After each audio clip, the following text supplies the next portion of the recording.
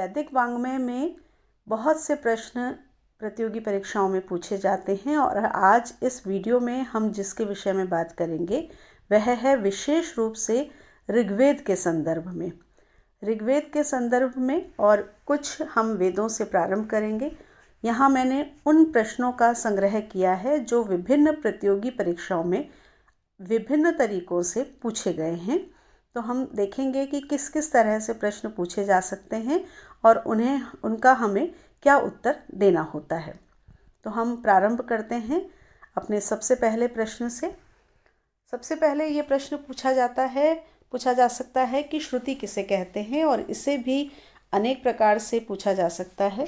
और क्योंकि हम यहाँ पर वस्तुनिष्ठ प्रश्न के रूप में ही इस वीडियो में देखेंगे, तो आपको वहाँ पर जो इसके विकल्प मिलेंगे वो विभिन्न प्रकार से हो सकते हैं। जैसे यहाँ पर 2 विकल्प रखे गए हैं, वेद, स्मृति, सूक्ति, धर्म। तो यहाँ पर हमें पता है कि श्रुति का अर्थ होता है सुनना और वेद को श्रुति कहा जाता है। इस प्रश्न को इस तरह से भी पूछा जा सकता है कि वेद को क्या कहते हैं, और जो उसके विकल्प आते हैं वहाँ पर श्रुति, स्मृति, सूक्ति, धर्म या अन्य कोई विकल्प हमको प्राप्त हो सकते हैं। तो हमें ये ध्यान रखना है कि श्रुति अर्थात वेद और वेद अर्थात श्रुति, तभी हम सही उत्तर तक जा सकते हैं। अगले प्रश्न की तरफ जाते हैं कि वेदों को विभाजित किसने किया। क्योंकि वेद ईश्वर प्रोक्त माने गए हैं, अपौरुषेय माने गए हैं, नित्य माने गए हैं, तो ये न पूछा जा सकता है, ये न पूछा जा करके कि वेदों की रचना किसने की।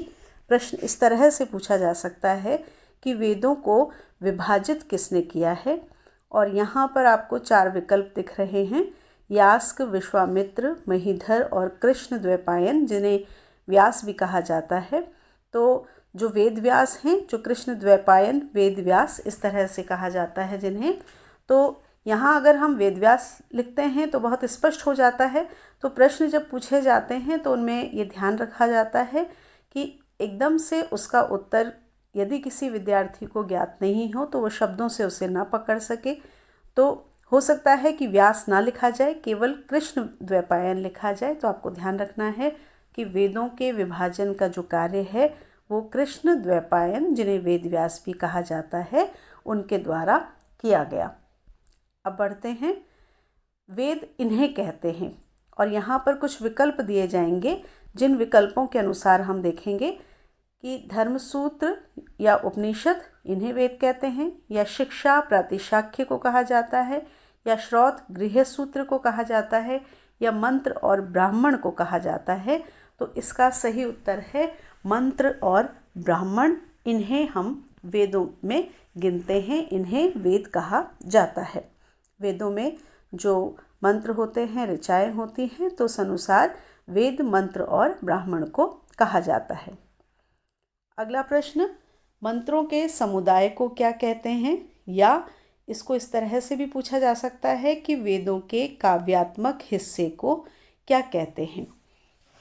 एक ही प्रश्न को विभिन्न परीक्षाओं में, अलग अलग तरीके से पूछा गया है और उन्हीं को मैंने यहाँ पर एक रूप में एकत्रित किया है। तो यहाँ पर जो आपको विकल्प मिलते हैं वो हैं संहिता, ब्राह्मण, आरण्यक या उपनिषद। तो वेदों के काव्यात्मक हिस्सों को या मंत्रों के समुदाय को कहा जाता है संहिता। हम ऋग्वेद की संहिता जैसे पढ़ते हैं, तो यहाँ पर इसका जो उत्तर होगा वो होगा संहिता, की मंत्रों के समुदाय को कहते हैं संहिता, या जो वेदों का काव्यात्मक अंश है वो संहिता के नाम से जाना जाता है। फिर ये एक बहुत ही मुख्य प्रश्न है, वेद त्रयी क्या है, या वेद त्रयी किसे कहते हैं और त्रयी किसे कहते हैं वैदिक साहित्य के रूप में। केवल सीधा सा ये भी पूछा जा सकता है कि त्रयी क्या है, क्योंकि वेद जो हैं उनके गणना हमें ज्ञात है। हमें पता है कि जो वेद हैं वो 4 हैं। उन 4 में से यदि वेद त्रयी पूछी जा रही है तो इसका तात्पर्य है कि इनमें कोई 3 वेद ही गिने जाएंगे। और ये एक ऐसा प्रश्न होता है कि बहुत बार विद्यार्थियों के एक भ्रम की स्थिति उत्पन्न कर देता है। तो वेदों के चारों जो वेद हैं उनके समूह को तीन तीन तरह से बांट करके अलग अलग पूछा जा सकता है। तो आपको ध्यान रखना है कि वेद त्रयी में जिनकी गणना होती है वो ऋग्वेद, यजुर्वेद और सामवेद की गणना होती है। अथर्ववेद की गणना वेद त्रयी में नहीं होती है। इसे याद रखने के लिए एक संकेत आप ये ध्यान रख सकते हैं कि अथर्ववेद जो चिकित्सा शास्त्र से मुख्य रूप से जुड़ा हुआ है उसकी गणना वेद त्रयी में नहीं है। बाकी जो तीनों वेद हैं, ऋग्वेद, यजुर्वेद और सामवेद, इनकी गणना वेद त्रयी में की जाती है। वेद त्रयी में किसकी गणना नहीं होती है, इसी प्रश्न को दूसरे रूप में भी पूछा गया है कि वेद त्रयी में किसकी गणना नहीं होती है। तो अभी हम बात कर चुके हैं, उसी के अनुसार हम इसका उत्तर देंगे अथर्ववेद की। अथर्ववेद की गणना वेद त्रयी में नहीं की जाती है। फिर हम आगे बढ़ते हैं। अपौरुषेय ग्रंथ हैं, या पूछा जा सकता है कि नित्य ग्रंथ किसे कहते हैं, कौन से ग्रंथ नित्य हैं या अपौरुषेय हैं। अपौरुषेय जो पुरुष के द्वारा, मनुष्य के द्वारा रचित नहीं है, और नित्य उसे कहा जाता है जिसका न आदि होता है न अंत होता है। तो जिसे रचा जाए, जिसे लिखा जाए, उसका कोई आदि होता है, और जिसका आदि होता है उसका अंत भी होता है। तो ऐसे कौन से ग्रंथ हैं जो पुरुष के द्वारा, मनुष्य के द्वारा लिखे हुए, रचे हुए नहीं हैं और जिनका कोई आदि नहीं हुआ है। तो ऐसे जो ग्रंथ हैं वो वेद माने जाते हैं, क्योंकि हमने प्रारंभ में ही बात की थी कि जो वेद हैं वो ईश्वर के द्वारा प्रोक्त माने गए हैं, ईश्वर द्वारा बोले गए वो शब्द माने गए हैं। तो यहाँ पर आपके सामने जो विकल्प आ सकते हैं वो इस तरह से आ सकते हैं कि वेद, पुराण, रामायण या महाभारत। तो इनमें से जो अपौरुषेय ग्रंथ हैं या नित्य ग्रंथ हैं उनको वेद कहा जाता है। अब अगला प्रश्न आ सकता है कि ऋग्वेद का जो ऋत्विक है उसको क्या कहते हैं, ऋग्वेद का ऋत्विक क्या कहलाता है। और वहाँ पर अलग अलग नाम इसके लिए दिए जा सकते हैं, ब्रह्मा, उद्गाता, अध्वर्यु या होता। तो इसको आपको ध्यान रखना है कि ऋग्वेद का जो ऋत्विक होता है, ऋग्वेद के अनुसार जो कर्म करने वाला होता है, उसे होता कहा जाता है। ब्रह्मा, उद्गाता और अध्वर्यु के लिए भी अलग से प्रश्न किया जा सकता है, लेकिन मुख्य रूप से ऋग्वेद के संबंध में ही हम यहाँ बात कर रहे हैं और इसी के विषय में अधिक पूछा जाता है।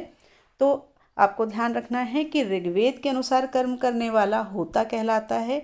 जो ऋत्विक यजुर्वेद के अनुसार कर्म करता है उसे अध्वर्यु कहते हैं। जो सामवेद के अनुसार कर्म करता है उसे उद्गाता कहते हैं। और जो चारों वेदों के अनुसार, चारों वेदों में जिस तरह से बताया गया है उसके अनुसार जो कर्म करता है उसको ब्रह्मा कहा जाता है। ये जो चारों विभाजन हैं इन्हें आपको बहुत ही अच्छे से याद रखना है, क्योंकि इनसे संबंधित प्रश्न प्रतियोगी परीक्षाओं में पूछा जा सकता है और बहुधा पूछा गया है। फिर छंदोबद्ध वेद है कि कौन सा वेद ऐसा है जो छंदों में बंधा हुआ है, जिसकी रचना छंदों में की गई है। तो चारों वेदों के नाम आएंगे, ऋग्वेद, यजुर्वेद, अथर्ववेद और सामवेद। तो छंदों में बंधा हुआ जो वेद है वो है ऋग्वेद।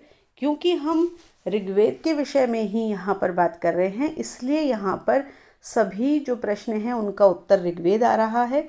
लेकिन जब हम किसी प्रतियोगी परीक्षा को देने बैठते हैं वहाँ पर सभी जो प्रश्न होते हैं हर विषय से आते हैं, अलग अलग उसके विषय होते हैं। तो वहाँ ऐसा नहीं होगा कि एक ही जो उत्तर है वो बार बार हमें आएगा। तो हमें वहाँ पर ध्यान रखना है कि कौन सा जो प्रश्न है वो किस वेद से संबंधित है। तो यहाँ जो हम बात कर रहे थे कि छंदों में बंधा हुआ जो वेद है वो कौन सा है, तो वो है ऋग्वेद। फिर प्राचीनतम वेद कौन सा है, या फिर इस प्रश्न को इस तरह से भी पूछा जा सकता है कि प्राचीनतम ग्रंथ कौन सा है। और उस ग्रंथ के यदि विकल्प में केवल वेद आता है तो हम वेद लिख सकते हैं, लेकिन यदि वेदों के प्रकार वहाँ पर आते हैं ऋग्वेद, यजुर्वेद, अथर्ववेद और सामवेद, तो हमें ध्यान रखना है इन चारों वेदों में सबसे प्राचीन जो वेद है वो ऋग्वेद है। और यदि प्रश्न आता है कि प्राचीनतम ग्रंथ हैं वेद, पुराण, महाभारत, रामायण या कोई भी ग्रंथ का वो नाम देते हैं तो हम वेद लिख सकते हैं। लेकिन यदि वो ऋग्वेद और ऋग्वेद के साथ कुछ और ग्रंथों का नाम लिखते हैं या दूसरे वेदों का नाम लिखते हैं तो हमें ध्यान रखना है कि वहाँ पर हमें उत्तर देना है ऋग्वेद की प्राचीनतम जो वेद हैं वे हैं ऋग्वेद। अगला प्रश्न है ऋग्वेद का दूसरा नाम है कि इनमें से ऋग्वेद का दूसरा नाम क्या है। और उसके जो विकल्प हैं दशाध्यायी, दशतई, दशमंडली और गानदेव। तो इसका उत्तर होगा दशतई। ऋग्वेद को दशतई भी कहा जाता है। ऋग्वेद का जो दूसरा नाम है वो दशतई भी है। इसे भी आपको विशेष रूप से ध्यान रखना है क्योंकि यह प्रश्न भी अनेक बार प्रतियोगी परीक्षाओं में पूछा गया है। ऋग्वेद जो वेद हैं उनके विभाजन बहुत से विद्वानों के द्वारा किए गए हैं और जो मैक्स मूलर का विभाजन है वो बहुत अधिक मान्य होता है। तो मैक्स मूलर के विभाजन से संबंधित प्रश्न भी पूछे जाते हैं। तो यहाँ एक प्रश्न है कि मैक्स मूलर ने समस्त वैदिक काल को कितने भागों में विभाजित किया। मैक्स मूलर के अनुसार जो वैदिक काल है वो किस प्रकार से विभाजित किया गया। तो जो भाग हैं वो कितने हैं इस तरह से भी पूछा जा सकता है और कौन कौन से भाग हैं ये भी पूछा जा सकता है। तो आपको इसका उत्तर देना है कि मैक्स मूलर ने समस्त वैदिक काल को 4 भागों में विभाजित किया है। कौन कौन से ये भाग हैं तो ये भाग हैं सूत्र काल, ब्राह्मण काल, मंत्र काल और छंद काल। इस प्रकार से ये 4 भागों में वैदिक काल को विभाजित किया गया है। अब अगला प्रश्न कि मैक्स मूलर के अनुसार 600 ईस्वी पूर्व से 200 ईस्वी पूर्वी तक का जो काल है वो किसका माना गया है। जो 4 भाग किए गए सूत्र काल, ब्राह्मण काल, मंत्र काल और छंद काल, इसमें से 600 ईस्वी पूर्वी से 200 ईस्वी पूर्वी तक का काल किसको माना गया, कौन सा माना गया। तो इसका उत्तर है सूत्र काल का जो समय है उसे 600 ईस्वी पूर्वी से 200 ईस्वी पूर्वी तक में माना गया है। मैक्स मूलर के अनुसार ऋग्वेद की रचना कब हुई ये भी प्रश्न पूछा जाता है। तो इसके जो भी विकल्प आते हैं उन विकल्पों में इसका उत्तर होगा 1200 ईस्वी पूर्व। ये जो वेदों का जो विभाजन के रूप में ये बात की गई कि मैक्स मूलर ने माना कि इनकी रचना हुई, तो मैक्स मूलर ने उनकी रचना का जो समय बताया है उसमें ऋग्वेद को उन्होंने कहा है कि 1200 ईस्वी पूर्वी में ऋग्वेद की रचना हुई है। आयुर्वेद किस वेद का उपवेद माना जाता है। यह प्रश्न भी प्रतियोगी परीक्षाओं में अनेक बार पूछा गया है और इसके उत्तर में हमें लिखना है ऋग्वेद। और ये एक ऐसा प्रश्न है जो हमें एक भ्रम की स्थिति में पैदा कर सकता है, उपस्थित कर सकता है। यदि हमें वेदों के विषय में ये ज्ञात है कि जो अथर्ववेद है वो चिकित्सा से संबंधित है तो हम यहाँ पर थोड़ा सा संदेह की स्थिति में आ जाते हैं। तो आपको ये ध्यान रखना है कि आयुर्वेद को अथर्ववेद का नहीं बल्कि ऋग्वेद का उपवेद माना जाता है। फिर प्रश्न है कि किस वेद का विभाजन मंडल क्रम में किया गया है, कि किसे मंडल में बांटा गया है। वेदों का जो विभाजन किया गया है, जैसे हम देखते हैं कि अलग अलग तरह से जो ग्रंथ होते हैं उनका विभाजन किया जाता है। कहीं उन्हें अध्याय कहा जाता है, कहीं सर्ग कहा जाता है, कहीं अंक कहा जाता है। तो वेदों का जो विभाजन है उसमें कौन सा वेद है जिसका विभाजन मंडल में किया गया है। तो ऋग्वेद का विभाजन मंडल में किया गया है। ऋग्वेद जो सारा ऋग्वेद है वो 10 मंडलों में विभक्त है। हर मंडल में अनुवाक हैं, अनुवाक में सूक्त हैं और सूक्तों में मंत्र हैं। तो इस तरह से जो ऋग्वेद है उसका विभाजन मंडल में किया गया है। ऋग्वेद के प्रथम मंडल का प्रथम सूक्त क्या है, किसका सूक्त है। जो सबसे पहला है प्रथम मंडल का प्रथम सूक्त, तो इसमें विभिन्न प्रकार के सूक्तों के नाम दिए जा सकते हैं। उसमें आपको ध्यान रखना है कि जो अग्नि सूक्त है वो सबसे पहला सूक्त ऋग्वेद का है, प्रथम मंडल का प्रथम सूक्त। और इसको याद करने के लिए आपको ये ध्यान रखना है कि हम सबसे पहले, अगर हम विज्ञान की भी बात करते हैं तो हम सबसे पहले एनर्जी की बात करते हैं। अग्नि का तात्पर्य है एनर्जी, और वही हमारे वेद ने बताई है, वहीं से उस बात को शुरू किया है। तो सबसे पहला जो सूक्त है वह है अग्नि सूक्त। ऋग्वेद के सूक्तों की संख्या क्या है? तो अभी जैसे हमने बात की कि जो ऋग्वेद है उसको पहले मंडलों में, फिर अनुवाकों में, फिर सूक्तों में और फिर मंत्रों में विभाजित किया गया है। तो ऋग्वेद के सूक्तों की संख्या अगर आपसे पूछी जाती है तो ऋग्वेद के सूक्तों की संख्या मानी गई है 1028, कि ऋग्वेद में 1028 सूक्त हैं, ऐसा माना जाता है। फिर महाभाष्य के अनुसार ऋग्वेद की शाखा संख्या क्या है? कि महाभाष्य के अनुसार ऋग्वेद की जो शाखाएं हैं वो कितनी हैं? तो उसके भी जो विकल्प हैं उसमें आपको ध्यान रखना है कि महाभाष्य ने माना है कि ऋग्वेद की 21 शाखाएं हैं। तो इसका उत्तर होगा 21, की महाभाष्य के अनुसार ऋग्वेद की शाखा संख्या 21 है, या ऋग्वेद में 21 शाखाएं हैं। ऋग्वेद संबद्ध है, इनमें से किस से ऋग्वेद संबद्ध है? शाकल शाखा से, वाष्कल शाखा से, आश्वालयन से या शांखायन से? तो इसका उत्तर है शाकल शाखा से, कि ऋग्वेद शाकल शाखा से संबंधित है या उससे संबंध रखता है। ऋग्वेद के प्रथम मंडल के सूक्तों की संख्या क्या है या कितनी है? ये भी प्रश्न किया जाता है, बहुत बार ये प्रश्न आता है कि ऋग्वेद के प्रथम मंडल के सूक्तों की संख्या क्या है? तो इसका उत्तर है 191।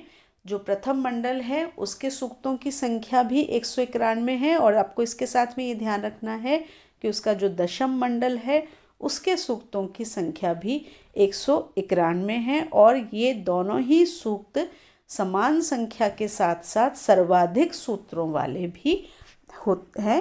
ये भी पूछा जा सकता है कि सबसे अधिक सूक्त किस मंडल में हैं या कितने हैं?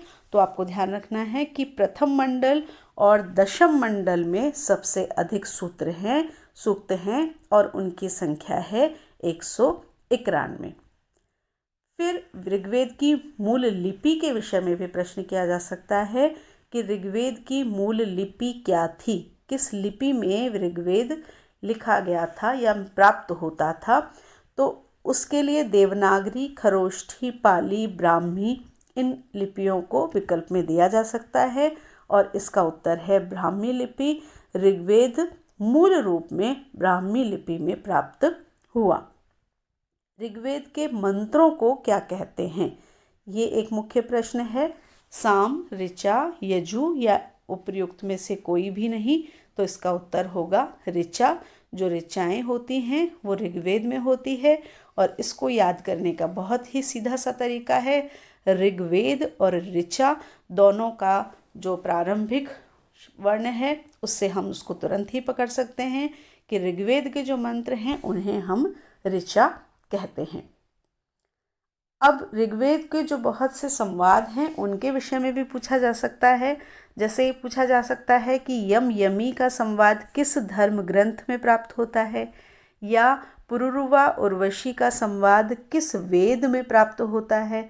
तो उसके लिए अनेक प्रकार से विकल्प दिए जा सकते हैं। हो सकता है कि चारों वेदों का दिया जाए, या अन्य ग्रंथों के भी दिए जा सकते हैं कि श्रीमद् भगवत गीता में प्राप्त होता है, या मनुस्मृति में होता है, या अथर्ववेद में होता है, या ऋग्वेद में होता है। तो आपको ये ध्यान रखना है कि ये संवाद प्राप्त होते हैं ऋग्वेद में। यम यमी का संवाद और पुरुरुवा उर्वशी का संवाद, ये दो संवाद ऋग्वेद के बहुत ही मुख्य संवादों में गिने जाते हैं, और ये जो संवाद हैं ये संवाद प्राप्त होते हैं ऋग्वेद में। तो इनका उत्तर भी ऋग्वेद ही होगा।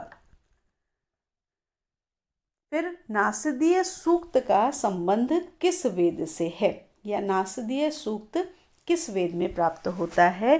तो यह भी ऋग्वेद में प्राप्त होता है, इसका संबंध भी ऋग्वेद में है। यह इसका उत्तर याद रखना है।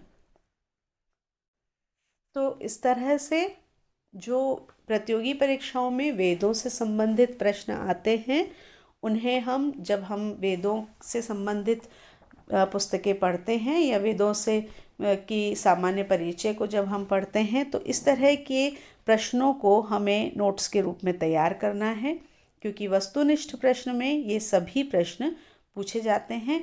अगले वीडियो में हम इससे आगे बढ़ेंगे किसी और प्रश्नों के साथ, किसी और विषय के साथ। तब तक के लिए नमस्कार।